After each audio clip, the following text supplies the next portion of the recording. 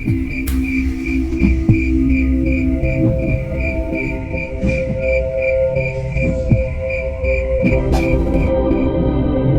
seorang pria berjalan memasuki rimbunya hutan yang hampir jarang sekali dijamah oleh manusia. Wajah dan pakaiannya begitu lusuh, terlihat ruam di matanya bersama bekas luka dan darah yang menjadi riasan di sekitar pipinya. Suara langkah kakinya berdampingan dengan sesuatu yang ia seret sambil tertatih. Isak tangis terdengar dari setiap langkah yang ia lalui. Namun seperti lembaran yang sudah mengerak, sudah tidak ada lagi air mata yang bisa menetes di pipinya. Pria itu terhenti di sebuah sendang di tengah hutan. Entah dari mana sendang itu mendapatkan airnya. Namun, hitamnya warna permukaan sendang itu seharusnya membuat setiap manusia menjauhinya.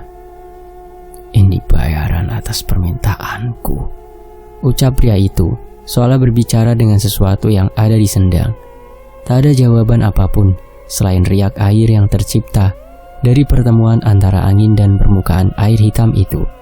Walau begitu, pria itu percaya ada yang mendengarkan ucapannya. Ikatan tali dilepas, bungkusan kain yang sebelumnya dibawa dengan diseret itu akhirnya bisa terbuka. Pria itu menangis jadi-jadinya tanpa air mata. Namun sayangnya ia tidak bisa mundur lagi. Jasad seorang anak kecil perempuan terbaring di bungkusan kain itu. Tubuhnya pucat, kulitnya membiru dan mulai membengkak. Bercak darah masih terlihat di beberapa bagian kulit dan bajunya. Dengan sisa tenaganya, pria itu menggendong jasad anak perempuan itu dan membawanya tepat di depan sendang. Ia melihat sekelilingnya. Namun semua terlalu hening, bahkan suara serangga pun tidak terdengar malam itu.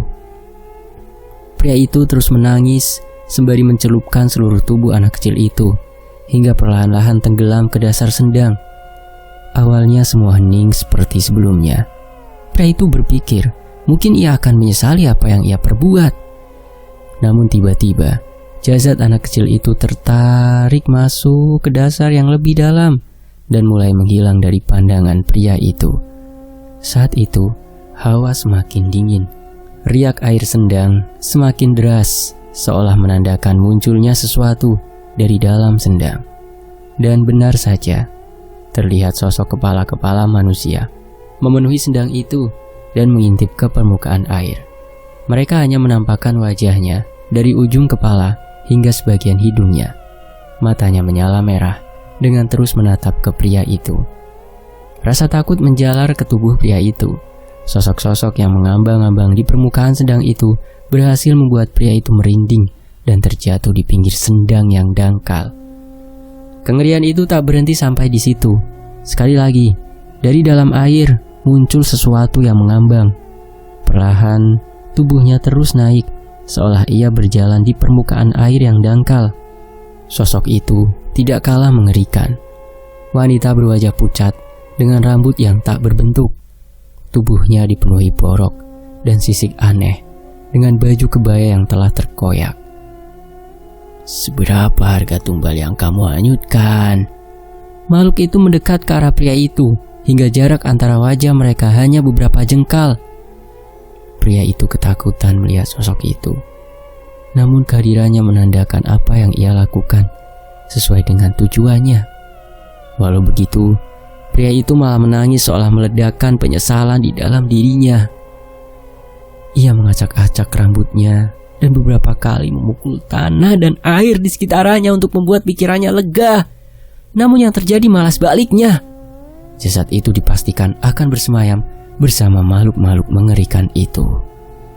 "Sekali lagi kutanya, seberapa berharga tumbal yang kau hanyutkan?" Pria itu menatap makhluk misterius itu tanpa bisa menghentikan tangisnya. Dia anakku," jawab pria itu. Seketika suara tawa makhluk itu pecah hingga terdengar ke penjuru hutan. Makhluk-makhluk yang mengintip dari permukaan sendang pun ikut menyeringai dan membuat sendang itu terlihat seperti neraka yang mengerikan. Tetapi Keputusan telah dibuat. Di tengah tawa makhluk-makhluk itu, hanya pria itu yang menangisi perbuatannya. Entah apapun alasannya, pertukaran sudah terjadi dan tidak bisa dibatalkan. Di sisi lain, sudah hampir 5 tahun aku berpindah ke ibu kota bersama dengan seluruh keluargaku. Semenjak bapak mendapat penempatan kerja di sana, hampir tidak ada alasan untuk kami sekeluarga untuk pulang kampung ke desa kelahiranku itu. Desa Banyujiwo, itulah nama desaku. Sebuah desa yang terletak di selatan Jawa Timur.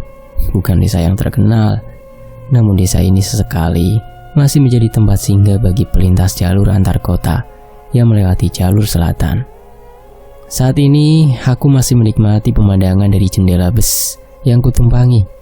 Sudah sangat jarang aku melihat jalan dengan jalur-jalur pegunungan yang dipenuhi pepohonan yang masih hijau.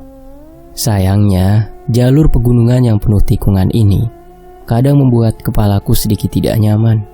Bukannya tanpa alasan aku seorang diri memutuskan untuk kembali ke desa. Salah satunya karena rasa rindu dengan teman-teman masa sekolahku. Tapi, yang terpenting sudah 1 tahun ini hampir tidak ada kabar dari desa. Entah karena mereka semakin sibuk atau memang sudah lupa terhadap keluarga kami. Terminal! Teriak kernet bus yang memberi aba-aba untuk penumpang yang akan turun. Aku pun bersiap dengan menurunkan tasku dan berjalan ke pintu sisi depan bus. Nek sampean wis ngrasa ora penak, ndang lunga ninggalke tempatku ya. Ojo kesuwen ning kono. Tiba-tiba nenek yang duduk di kursi depan berbicara sembari menepuk pundakku. Maksud Mbah, kalau kamu sudah merasa ndak enak, segera pergi, tinggalkan tempat itu ya. Jangan terlalu lama di sana. Namun belum sempat mengartikan kalimat tersebut, bis sudah berhenti dan membukakan pintu untukku. Kernet bus pun segera mempersilahkanku untuk turun bersama penumpang yang telah mengantri di belakang. Aku masih penasaran dengan apa yang dimaksud oleh mbah itu. Tapi saat aku menoleh ke arah bis itu lagi, aku tidak bisa melihat keberadaannya di kursi depan tempat ia menepuk pundakku tadi. Aku pun tidak mau ambil pusing atas kejadian itu dan segera mencari angkutan umum untuk menuju ke desaku, Desa Banyujiwo. Perlu setengah jam perjalanan untuk bisa sampai di jalur menuju desa. Tidak masalah, karena aku menikmati perjalanan itu sembari menikmati pemandangan kota yang nanti akan cukup sulit dijangkau bila sudah memasuki Desa Banyujiwo. Pasalnya untuk sampai ke desa, aku masih harus menyambung dengan ojek 2 tak yang bisa melewati jalur terjal. Beruntung aku sampai saat hari masih siang. Sudah ada beberapa tukang ojek yang bersiap mengantarku menunggu di ujung jalan setapak. Walau jalurnya sulit, tapi Desa Banyujiwo tidak berdiri sendiri di tempat itu. Ada beberapa desa lain yang bernasib sama dalam hal akses ke desa. Lah, masih asli dari Desa Banyujiwo toh? Tukang ojek itu membuka pembicaraan. Iya mas, nanging sudah berapa tahun ndak pulang. Ndak tahu rumahku sekarang bentuknya kayak apa. Tapi kalau masih ingat pulang itu sudah bagus loh mas. Biasanya kalau sudah kenal gaya hidup ibu kota, sudah pada ndak mau lagi pulang ke sini, balasnya. Perjalanan itu kami lalui sembari mengobrol hal-hal ringan agar perjalanan tidak terasa terlalu lama. Menjelang maghrib, sampailah aku di gapura desa. Aku hampir tidak percaya pernah tinggal di desa ini selama belasan tahun. Tulisan nama desa masih belum berubah, hanya saja ada bekas hiasan-hiasan baru, sisa-sisa dekorasi acara kemerdekaan. Matur nuwun yo mas. Aku menyerahkan beberapa lembar uang untuk tukang ojek itu dan bersiap meninggalkannya. Mas, tukang ojek itu memanggilku lagi. Kali ini ia mengernyitkan dahinya, seolah mengingat-ingat sesuatu. Masnya simpen nomor saya ya mas. Nanti kalau ada apa-apa, telepon saya saja, biar saya jemput langsung, ucapnya. Sebenarnya aku mau menganggap ucapan itu sebagai promosi jasanya. Tapi raut wajahnya terlihat bahwa bukan itu saja maksudnya. Memangnya ada apa mas? Tanyaku. Tukang ojek itu berusaha mengingat sesuatu. Dari raut wajahnya sepertinya itu bukanlah hal yang baik. Beberapa bulan lalu, saya pernah mengantar seseorang ke desa ini. Dia bukan warga desa Banyujiwo. Nah, pas menjelang tengah malam, tiba-tiba dia menelpon saya berkali-kali dan meninggalkan pesan untuk dijemput. Tukang ojek itu memulai cerita. Lah terus mas, saya tidak mengangkatnya karena sudah ketiduran. Paginya saya telepon balik, nomornya sudah tidak aktif. Dan pas saya mengantar orang ke desa ini, saya tanyakan tentang orang itu, namun sama sekali tidak ada petunjuk mengenai keberadaannya. Aku mengernyitkan dahi lagi mencoba mencerna cerita tukang ojek itu. Menghilang? Diculik atau bagaimana mas? Tanyaku. Tidak tahu, sampai sekarang masih menjadi misteri. Yowes, saya tak pamit dulu ya mas, keburu gelap ini, balasnya. Aku hanya menggeleng mendengar cerita orang itu. Orang menghilang di desa ini. Seumur-umur aku hidup di desa ini, aku belum pernah mendengar cerita tentang hal itu. Tapi tidak ada salahnya aku menyimpan nomor orang itu untuk mengantarku pulang nanti. Di sisi lain, Mas Tiko, tanya seseorang pemuda yang kebetulan melihat kedatanganku sembari melintas. Iya ya sebentar, Pak Sukoco bukan? Tanyaku sembari mengingat-ingat wajah orang itu. Pak Sukoco. Iyalah, suwi gak rene nganti pangleng aku, ucapnya sembari memperhatikanku dari ujung kaki ke ujung kepala. Ke rumah kan? Ayo, saya antar Mas Tiko. Tenang saja, rumahmu dirawat sama Mbak Sagimen kok, jadi masih layak tinggal, lanjut Pak Sukoco.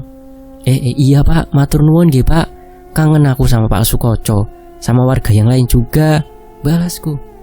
Pak Sukoco memang cukup dekat dengan keluargaku saat masih tinggal di sini. Selain sering membantu bapak mengurus kebunnya dulu, Pak Sukoco juga paling bisa diandalkan untuk membantu bapak membereskan masalah rumah seperti genteng bocor dan sejenisnya. Seingatku ia mempunyai seorang anak perempuan, Serintil namanya. Mungkin saat ini ia sudah sekolah di tingkat SMA. Mengetahui kedatanganku, beberapa warga menyambutku dan menanyakan keadaan bapak dan ibu di ibu kota. Sementara itu, Pak Sukoco membantu mencarikan Pak Sagimen yang memang dipercaya bapak untuk mengurus rumah keluarga kami. Ngapunten Mas Tiko, ngenteni suwi yo, ucap Mbak Sagimen yang tergesa-gesa membukakan pintu rumah untukku. Boten mbah, santai mawon. Kulo nggih tasik nostalgia ya mbak. Santai saja mbah, ini masih menikmati suasana di desa ini lagi, balasku. Beliau adalah Mbak Sagimen, orang kepercayaan bapak. Umurnya mungkin sudah lanjut, tapi keberadaannya masih sangat berarti buat desa. Aku kembali ke rumah tempat tinggalku sejak kecil. Benar kata Pak Sukoco, rumah ini benar-benar terawat, tidak seperti ditinggal selama 5 tahun. Setidaknya listrik masih menyala. Setidaknya aku bisa menyalakan lampu untuk tidur nanti malam dan menonton televisi tabung yang kulihat masih rapi di lemarinya. Setiap malam Selasa dan malam Kamis, saya tidur di sini, Mas. Anak-anak juga sering saya ajak mampir sambil bersih-bersih sesuai amanah bapak dulu, jelasnya. Nggih, Mbah, matur suwun. Saya jadi tidak usah repot-repot beres-beres rumah dulu, balasku sembari tersenyum. Aku cukup lega. Kukira saat sampai di rumah, aku akan disambut dengan tumpukan debu dan sarang laba-laba yang melintang. Namun berkat Mbak Sagimen, semua itu tidak terjadi. Sebenarnya kami yang berterima kasih, Mas. Bapak sudah mengizinkan saya dan warga untuk menggarap tanah Bapak. Bahkan Bapak tidak meminta sedikit pun dari hasil garapannya. Setidaknya saat ini hanya inilah yang bisa kami lakukan untuk balas budi, ucap Mbak Sagimen. Aku tersenyum mendengar ucapan itu. Sebenarnya aku tahu Bapak tidak berpikir sampai sejauh itu. Menurutnya, lahan kebunnya mungkin akan berguna untuk Mbak Sagimen dan yang lain daripada kosong dan dipenuhi tanaman liar. Terlebih gaji Bapak saat ini sudah lebih dari cukup untuk menghidupi keluarga kami. Pokoknya saya tetap berterima kasih sama Mbak Sagimen, balasku. Sama satu lagi, Mas. Mbah Sagimin seolah sedikit ragu untuk berbicara. Pripun, Mbah? Kenapa? Ngapunten, saya malam ini ada urusan, jadi ndak bisa nemenin Mas Tiko tidur di rumah. Walah, aku kira opo, Mbah, balasku. Sebenarnya memang ada sedikit rasa takut untuk tinggal sendirian di rumah yang sudah lama tidak kutempati. Tapi seharusnya aku bisa mengatasi masalah itu. Besok pagi pasti saya temani loh, Mas. Tapi tolong sebisa mungkin menjelang tengah malam Mas Tiko jangan keluar rumah yo, ucap Mbah Sagimin dengan wajah serius. Saya memang tidak ada rencana keluar tengah malam, Mbah. Tapi memang ada apa, Mbah? Enggak apa-apa kok. Pokoknya apapun yang terjadi menjelang tengah malam nanti, tolong jangan keluar dari rumah. Saya pastikan rumah ini aman kok, ucapnya lagi. Tingkah laku Mbah Sagimin benar-benar mencurigakan. Tapi karena aku berpikir tidak ada rencana apapun malam ini, aku pun mengiyakan ucapan Mbah Sagimin. Ia pun memasukkan rantang yang ia bawa dan menggelarnya di meja makan. Di rumah lagi masak seadanya, Mas Tiko. Sayur bayam sama tempe. Besok biar saya motong ayam. Sudah lama kan ndak ngerasain opor buatan istri saya, ucap Mbah Sagimin. Waduh, matur suwun sangat, Mbah. Ndak usah repot-repot Ndak repot kok, Mas. Saya yang seneng kedatangan Mas Tiko. Pokoknya silakan dinikmati. Saya pamit dulu. Aku menghantarkan Mbah Sagimin keluar rumah dan kembali masuk ke dalam untuk menikmati makanan yang dibawakan oleh Mbah Sagimin. Tidak menyangkal, sedari tadi suara perutku juga sudah mendayu-dayu, mengharapkan ada yang bisa membungkamnya. Suara rintik hujan sedikit mengganggu tidurku. Walaupun tidak deras, namun beberapa kali suara getaran jendela terdengar dari angin yang berhembus membangunkanku. Aku masih terus berusaha menutup mata untuk melanjutkan tidur. Namun entah mengapa, terasa begitu sulit untuk kembali terlelap. Buar! Suara petir menggelegar, berhasil mengagetkanku hingga terduduk. Seketika jantungku berdetak begitu kencang dan memaksaku untuk mengatur nafasku. Mas, samar-samar aku mendengar ada suara seorang anak perempuan yang memanggil. Tapi ini sudah tengah malam. Mana mungkin ada suara anak perempuan di sekitar sini? Mas, tolong. Kali ini suara itu terdengar bersamaan dengan tangisan. Suaranya terdengar lirih, seolah benar-benar meminta pertolongan. Aku yang penasaran, segera beranjak dari kasurku dan mencari asal suara itu. Hihihi. Terdengar suara anak perempuan lagi. Tapi kali ini ia tertawa kecil. Tak lama setelahnya terdengar suara langkah kaki yang berlari kecil. Siapa itu? Teriakku memastikan. Namun sama sekali tidak ada jawaban. Aku beberapa kali mencari asal suara-suara itu, tapi nihil. Merasa cukup lelah, aku pun memutuskan untuk kembali ke kamar. Mas, kali ini terdengar sangat jelas. Suara itu berasal dari luar jendela. Aku pun membatalkan niatku kembali ke kamar dan berbelok ke arah jendela ruang tengah, di mana asal suara itu berada. Aku menempelkan telingaku, memastikan apakah masih ada suara. Kali ini telingaku benar. Terdengar suara tangisan dari sisi luar jendela. Dengan segera aku membuka jendela kayu itu dengan susah payah. Engselnya sudah berkarat hingga aku harus menggoyangkan beberapa kali hingga daun jendela itu bisa terbuka. Seorang anak perempuan berambut panjang berdiri beberapa meter di hadapanku. Ia mengenakan daster putih yang sudah sangat lusuh dan basah. Anehnya, sebagian kulitnya menghitam dan samar-samar aku mencium bau yang tidak enak. Kamu siapa, Dek? Kok bisa ada di sini? Tanyaku penasaran. Anak perempuan itu tidak menatapku. Ia hanya berdiri menunduk, menutupi wajahnya dengan rambutnya di bawah rintikan hujan sembari terisak. Dek, aku memastikan sekali lagi. Tiba-tiba anak perempuan itu berhenti menangis. Perlahan ia mulai menatapku. Namun ada yang aneh. Samar-samar aku melihat anak wanita itu menyeringai. Saat itu juga, tubuhku merinding merespon senyumannya. Naluriku seolah menandakan bahwa ada yang tidak beres dengan anak perempuan itu. Aku pun mundur dan bersiap menutup jendela untuk pergi. namun anak itu malah berjalan perlahan untuk mendekat. Hawa dingin yang menyelimutiku seolah memerintahkanku untuk meninggalkan wanita itu untuk pergi. Namun sebelum itu terjadi, perlahan terdengar suara kegaduhan mendekat ke arah sini. Brak! Sebuah benda melayang disusul dengan cairan yang bermuncratan ke wajahku. Aku mengusapnya perlahan dan mendapati bahwa cairan itu adalah darah. Sontak aku menoleh ke arah benda itu dilemparkan. Sebuah kapak melayang menghantam kepala anak perempuan itu. Benar-benar pemandangan yang mengerikan. Seorang anak perempuan dengan kapak menancap di kepalanya. Ah! Aku panik. Namun setelahnya terdengar suara seseorang berlari menyusul arah kapak itu. Jangan keluar dari rumah itu! Teriaknya. Aku mengenal suaranya. Itu adalah Mbah Sagimen. Ia menatapku dengan mata serius dan kembali menyusul anak perempuan itu. Bah, apa-apaan ini? Tanyaku. Ia tidak menjawab. Sebaliknya pemandangan mengerikan kembali terlihat di hadapanku. Anak perempuan itu bangkit berdiri. Ia tertawa. Anak perempuan itu berdiri dengan kepala yang tertancap kapak sambil tertawa. Tapi Mbah Sagimen tidak menunggu lama. Ia mengambil lagi kapak di kepala anak perempuan itu dan membelah tubuhnya berkali-kali. Bah, sudah Mbah, sudah! Teriakku yang tidak mampu melihat pemandangan itu. Setelah memastikan anak wanita itu tidak bergerak, Mbah Sagimen menyeret tubuh anak perempuan itu dan meninggalkan rumah. Bah, apa maksud ini semua?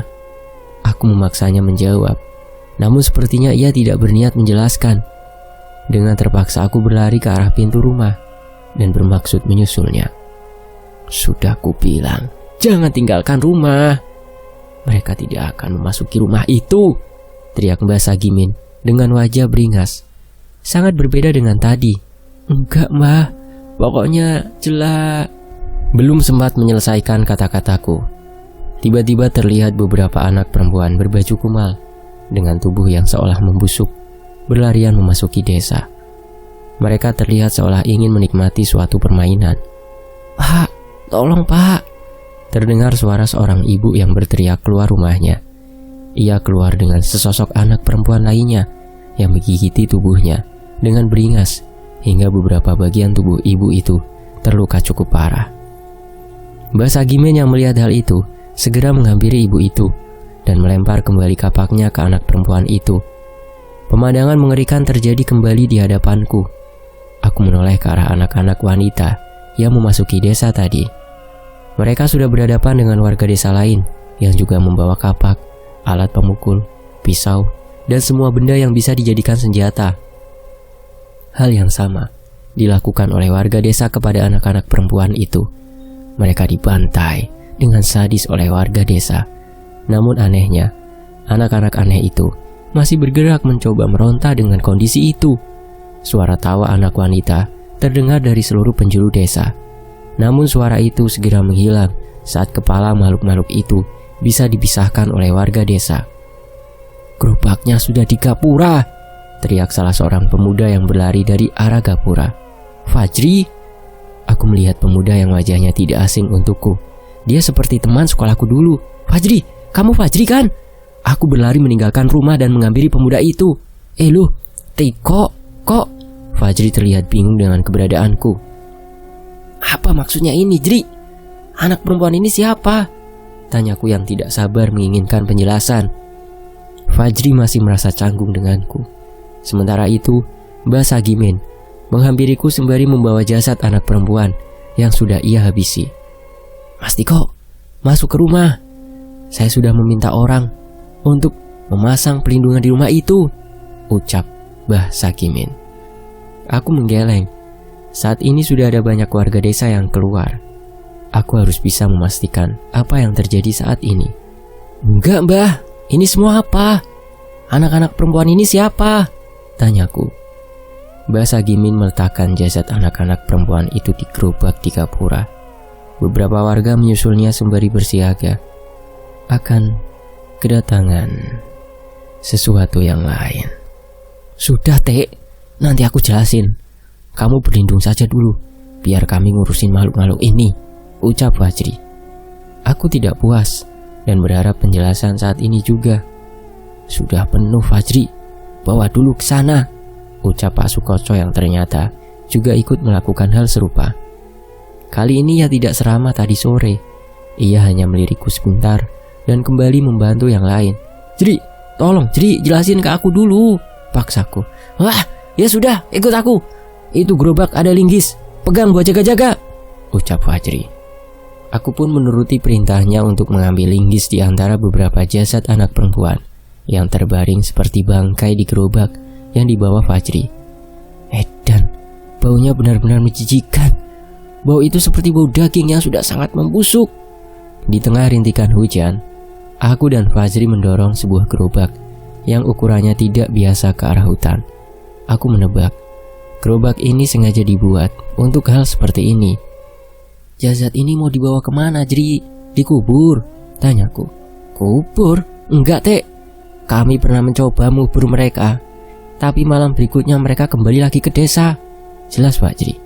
Sontak aku menoleh ke arahnya. Kembali? Maksudnya jasad-jasad ini hidup lagi? Tanyaku. Fajri mengangguk. Kali ini ia benar-benar berniat menjelaskan kepadaku. Kejadian dimulai sekitar 2 tahun yang lalu. Kami, warga desa sampai saat ini belum tahu apa penyebabnya dan mengapa bisa seperti ini, ucapnya. Menurut Fajri, sekitar 2 tahun yang lalu, tiba-tiba ada anak-anak seperti ini yang mendatangi desa. Anehnya mereka terlihat mengenakan baju yang sudah sobek dan kulit yang menghitam. Terlebih mereka membawa bau busuk. Di tengah malam mereka memasuki rumah ke rumah dan menyerang siapapun saat mereka terlelap. Ada yang digigit hingga telinganya putus, ada yang dagingnya terkoyak, ada yang bola matanya hampir tercungkil, dan yang paling banyak, besoknya banyak warga yang terserang penyakit. Di malam itu warga menangkap makhluk-makhluk berwujud anak kecil itu dan mengikatnya. Anehnya saat matahari subuh mulai bersinar, anak-anak perempuan itu mati. Mereka seperti jasad yang sudah membusuk sangat lama. Warga memutuskan untuk mengubur jasad itu di pinggir hutan. Mereka pikir masalah sudah selesai saat itu, tapi ternyata mereka salah. Di malam berikutnya, hujan turun dengan deras. Hal yang tidak bisa dipercaya terjadi lagi saat itu. Anak-anak ini bangkit dari kuburnya dan kembali ke desa di tengah derasnya hujan. Sekali lagi, malam mengerikan terjadi di desa Banyujiwo. Ada beberapa warga yang menjadi korban. Salah satunya adalah anak Pak Sukoco, Srintel. Ia meninggal dengan mengenaskan saat Pak Sukoco sedang membantu warga lain menangkap makhluk-makhluk ini. Srintel meninggal di rumahnya dengan tubuhnya yang tercabik-cabik dan kepalanya yang menghilang. Esoknya warga segera mencari bantuan orang-orang pintar untuk menangani masalah ini. Namun hampir tidak ada satupun yang bisa mengatasi sampai ada salah satu orang pintar yang mendapat petunjuk. Jasad-jasad ini harus dibuang di sendang Banyu Getih yang berada di dalam hutan.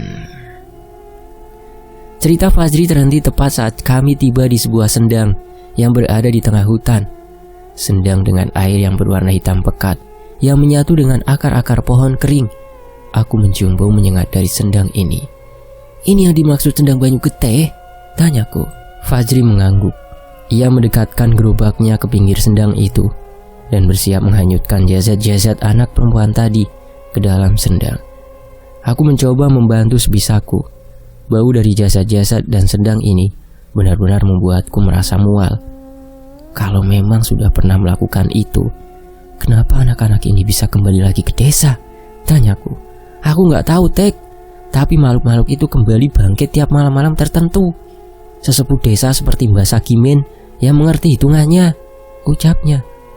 Aku masih benar-benar tidak percaya dengan semua cerita ini. Setelah menghanyutkan semua jasad ke sendang itu, kami pun kembali ke desa. Kami berpapasan dengan sebuah gerobak lagi yang dibawa warga desa lain yang juga berisi jasad serupa. Sepertinya tidak cukup satu gerobak saja untuk membawa jasad anak-anak yang menyerang desa ini. Saat sampai di desa, aku menyaksikan wajah warga desa yang lelah, bercampur bingung. Aku pun tidak ingin menambah beban mereka dan memilih untuk kembali ke rumah dan berbicara dengan mereka besok. Besok tak mampir, Tek. Kamu pasti banyak yang mau ditanyakan, ucap Fajri. Aku mengangguk dan kembali masuk ke dalam rumah. Tidak ada yang ingin kulakukan lagi saat itu selain membersihkan diri dan kembali tidur. Mungkin saja bila besok ada yang mengatakan kejadian malam ini adalah mimpi, aku akan percaya. Di sisi lain, Mbah Sagimin membuka pembicaraan dengan sebuah kalimat yang seketika membuatku merinding. Desa ini dikutuk. Fajri juga hadir di sini bersama Pak Sukoco. Mereka sengaja ingin menjelaskan ini semua kepadaku pagi ini. Maksud Mbah Sagimin, dikutuk bagaimana? Tanyaku. Mbah Sagimin menggeleng. Sepertinya ia juga tidak mengetahui penyebab kutukan itu, sama seperti yang Fajri ceritakan semalam. Kemudian Mbah Sagimin menjelaskan, tidak ada yang tahu Mas Tiko. Selama 2 tahun ini kami hanya bertahan dari hal-hal seperti semalam, tanpa tahu penyebabnya dan tanpa tahu cara menyelesaikannya. Jelas Mbah Sagimin. Lalu Pak Sukoco menambahkan, tanggapan orang pintar selalu berbeda-beda. Ada yang bilang ada warga desa yang melakukan pesugihan. Ada yang bilang warga desa melanggar tabu. Alah mbuh Mas. Fajri tidak berniat menambahkan. Sebaliknya ia hanya menyeruput kopi hitam yang baru saja dibuatkan oleh Mbah Sagimin. Sudah lapor polisi. Justru polisi yang pertama kali kami hubungi saat desa ini diserang. Namun mereka juga tidak bisa berbuat apa-apa. Memang masuk di akal, tidak mungkin seorang polisi melakukan hal sebrutal yang dilakukan warga desa kemarin. Bahkan bila ada polisi, mungkin warga desa lah yang akan ditangkap. Oh iya Pak Sukoco, saya turut berbelasungkawa ya atas kepergian Serintil, ucapku. Terima kasih Mas Tiko. Maaf saya tidak berani untuk cerita, balasnya. Perbincangan pagi itu menceritakan hampir semua yang sudah diceritakan oleh Fajri kemarin. Menurut mereka, saat ini sudah ada orang pintar yang membantu menangkal serangan makhluk itu. Namun hanya beberapa rumah yang bisa terlindung karena syarat yang dibutuhkan cukup sulit. Tapi menurutku, hal itu bukanlah solusi jangka panjang. Siangnya, aku pun memutuskan untuk menceritakan hal ini kepada Bapak. Sendang Banyu Getih? Bapak Anda pernah menyangka warga desa akan ke tempat itu lagi? Ucap Bapak heran. Iya Pak, menurut orang pintar yang membantu warga, hanya cara itu yang bisa menahan makhluk-makhluk itu, balasku. Bapak terdengar menghela nafas. Dari suaranya ia sepertinya juga tidak menyangka akan mendengar berita seperti ini dariku. Tapi keadaan warga desa bagaimana? Mbah Sagimin, Pak Sukoco, dan teman-temanmu? Tanya Bapak. Baik Pak, tapi anak Pak Sukoco juga jadi korban tahun lalu, si Serintil, jawabku. Bapak cukup kaget mendengar kabar itu. Pasalnya saat masih tinggal di sini, Serintil kecil sering main ke rumah dan bermain dengan bapak dan ibu. Kita harus bantu warga desa, Leh. Coba kalau kamu ada kenalan yang bisa membantu. Bapak juga sambil mencari informasi dari sini. Kalau masalah bayaran nanti Bapak siapin, kata Bapak. Aku cukup senang mendengar reaksi Bapak. Tapi, seperti cerita Mbah Sagimin tadi, sudah banyak orang pintar yang kesana, namun masih saja gagal. Apa aku dan Bapak bisa mencarikan orang yang bisa menyelesaikan kutukan di desa ini? Mas, mau coba ke desa Bonomulyo ndak? Di kota sebelah, ucap tukang ojek yang mengantarku kemarin. Ia memang sengaja aku hubungi untuk mengantarku ke kota untuk mencari informasi tentang kejadian semalam ke polisi setempat. Namun benar ucapan warga desa, mereka seperti pura-pura tidak tahu dengan kejadian itu. Bonomulyo? Ada orang pintar di sana? Tanya aku sembari menyeruput kopi di warung kopi, rekomendasi dari tukang ojek itu. Bukan Mas, di sana sedang ada kejadian yang tidak kalah serem. Ada anak seorang juragan kaya yang kerasukan bertahun-tahun, ucapnya. Aku bergidik ngeri mendengar cerita itu. Terus bunganya apa Mas? Nah, juragan ini seperti sedang membuat sayembara. Mereka mengumpulkan orang pinter, pemuka agama, dukun, atau apapun yang bisa menyembuhkan anaknya. Tidak main-main, hadiahnya sawah 5 hektar, jelasnya. Aku mulai mengerti maksudnya. Mungkin bila bisa menangani masalah anak juragan ini, Bisa saja dia juga bisa menangani permasalahan di desa Banyujiwo ini. Kayaknya ndak ada salahnya dicoba.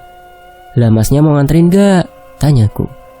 Lah kalau aku siap dong mas. Yang penting bensin motor sama sopirnya aman, jawabnya.